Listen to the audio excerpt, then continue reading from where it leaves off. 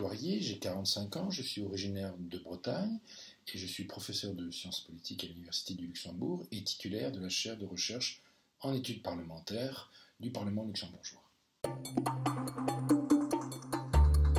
On a du droit constitutionnel, on a des droits parlementaires, on a du droit public, on a de la sociologie politique, on a de l'histoire politique aussi.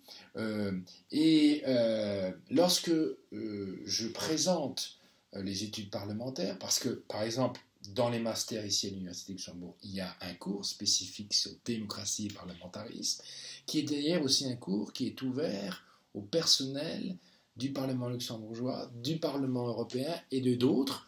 Cette année, on va le mettre sous forme de MOOC, donc il va passer dans d'autres parlements aussi en libre accès. Or, lorsqu'on essaie de définir les études parlementaires, ce que moi je leur dis, je ne sais pas ce que sont les études parlementaires. Par contre, ce que je peux vous présenter, c'est comment dans chaque tradition académique ou dans chaque système politique ou institutionnel, quels sont les intérêts ou quels sont les points les plus importants des études parlementaires. En Chine, ils ne font que de la législation comparée. Eux, c'est de la recherche appliquée à 100%. En revanche, lorsque on regarde les chaires parlementaires aux États-Unis et au Canada, que ce soit au niveau fédéral ou au niveau provincial, ou au niveau des États, là, on s'aperçoit que les études parlementaires sont centrées sur 2 ou 3 thèmes, ou 2 ou 3 domaines.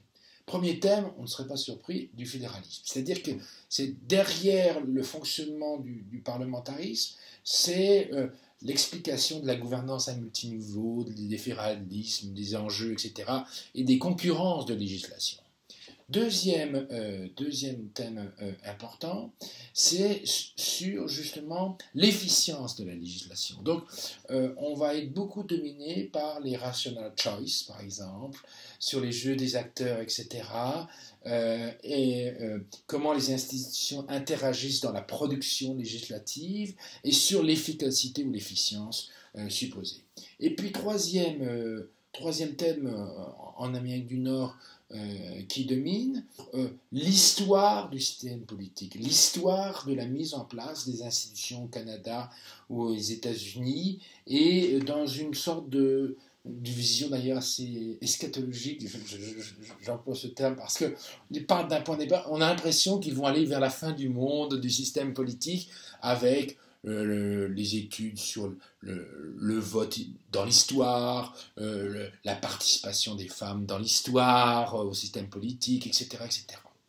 En Europe occidentale, à l'exemple de la chaire parlementaire de l'université de Hull, au Royaume-Uni, qui est la première en Europe en termes de production. C'est elle, par exemple, qui publie la revue Journal of Legislative Studies, qui domine le champ au niveau mondial.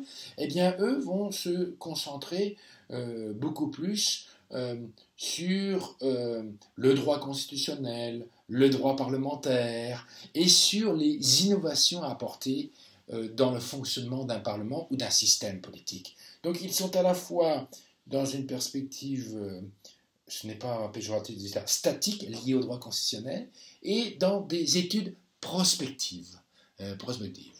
Et puis, si vous regardez l'Europe continentale, si on peut s'exprimer ainsi, la France, l'Allemagne, l'Autriche et l'Italie, alors là, on voit que les études parlementaires sont surtout, en fin de compte, des études de droit public et de droit constitutionnel, même si souvent, et c'est ça qui est le plus curieux, ce sont des politistes qui président ou qui les organisent, mais en réalité, on retrouve cette non-distinction historique liée en France ou en Allemagne entre la science politique et le droit public. Donc voilà un peu comment on pourrait décrire les études parlementaires. Donc c'est un champ infini, mais qui a quand même des points de repère très précis.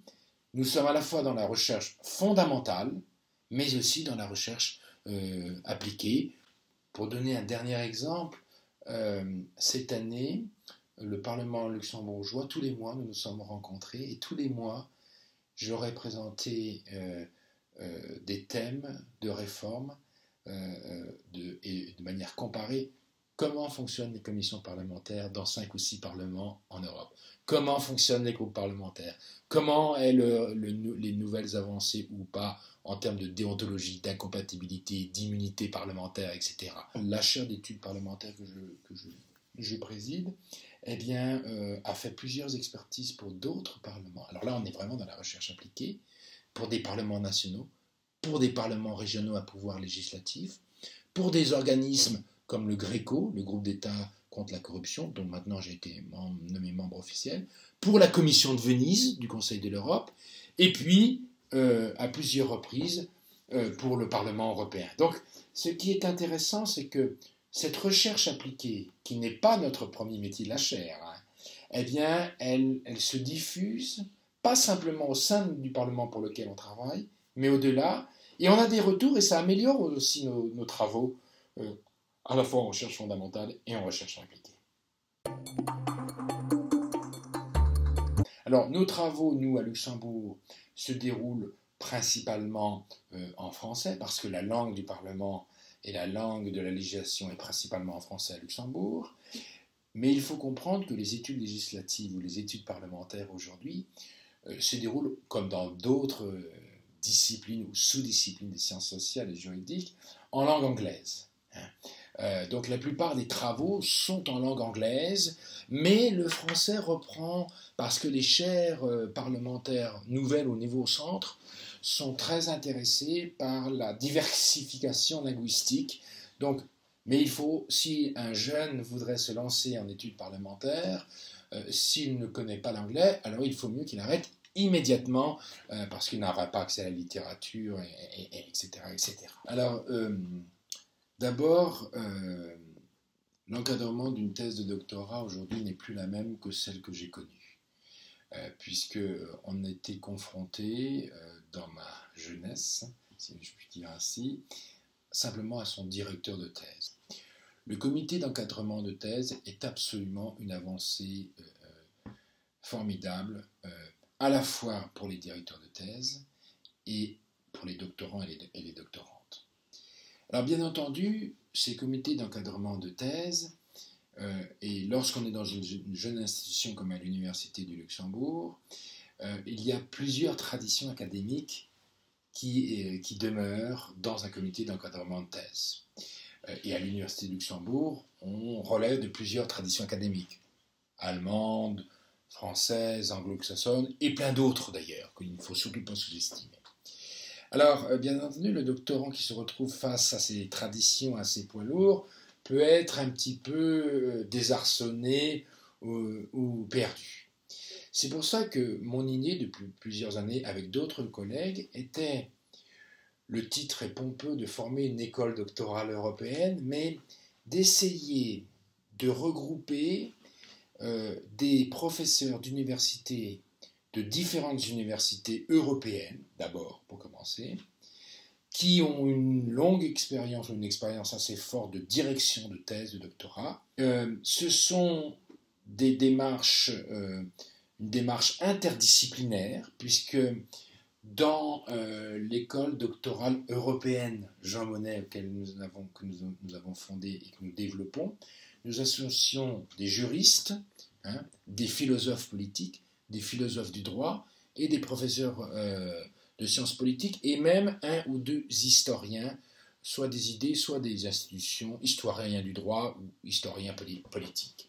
Or, bien entendu, l'interdisciplinarité ou la pluridisciplinarité peut faire peur aux jeunes doctorants. Eh bien, je dois vous dire que c'est un avantage absolu.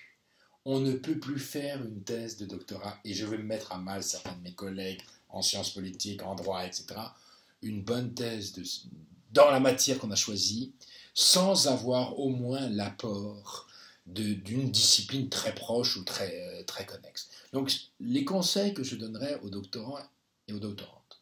D'abord, le premier conseil, c'est de constituer un comité d'encadrement de thèse qui relève de plusieurs traditions universitaires. Chaque tradition a ses forces et ses faiblesses, ce n'est pas le lieu de les rappeler. Deuxièmement, de profiter de l'existence d'un réseau international pas pour faire le tour de l'Europe ou que sais-je, mais pour profiter vraiment parfois des accès à des documents, parfois de l'accès à des institutions, si on travaille à des institutions. Et puis troisièmement, c'est bien entendu choisir son sujet. Bon, c'est un enjeu formidable.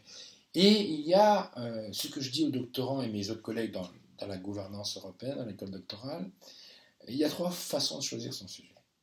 Il y a d'abord le sujet de l'ambition, c'est-à-dire le plus risqué, mais qui peut être le plus payeur en termes de recherche académique, c'est-à-dire de prendre un sujet qui a été déjà largement traité et de prendre le risque de dire « je vais apporter une nouvelle contribution originale ». Bon. Le deuxième chose, c'est d'identifier des sujets qui peuvent à la fois servir dans une carrière académique et dans une carrière professionnelle, d'identifier la chose. Et je crois que c'est vraiment de la responsabilité des directeurs et des directrices de thèse, non pas d'imposer des sujets, mais de dire voilà, ce type de sujet, ça ne va pas déboucher à court terme. Et quand je parle à court terme, c'est 5-10 ans.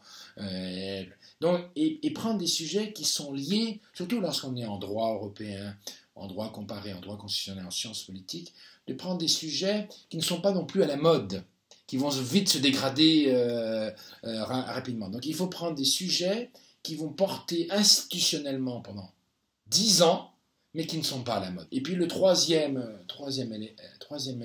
élément que je donnerais au conseil aux jeunes chercheurs, s'ils veulent faire des études parlementaires, absolument la co-tutelle entre différentes chaires d'études parlementaires, ou même quelqu'un qui n'a pas, c'est pas parce qu'on a des chaires d'études parlementaires qu'on a le monopole des études parlementaires, ça serait complètement ridicule de dire cela, mais d'associer un groupe de recherche, de s'associer à un groupe de recherche en études parlementaires, chaire ou une équipe développée, ou etc.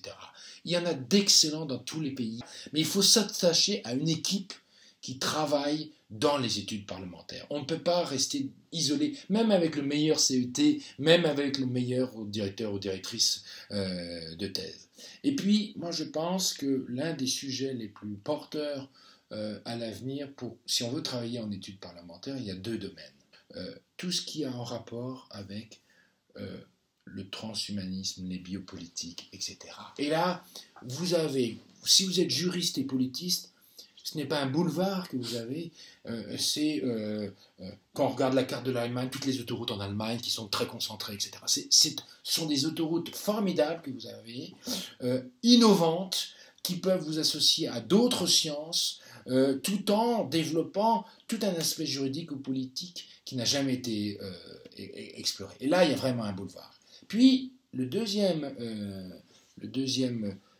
boulevard ou système d'autoroute, c'est les études parlementaires qui sont liées avec le processus de globalisation économique ou de gouvernance globale de l'économie.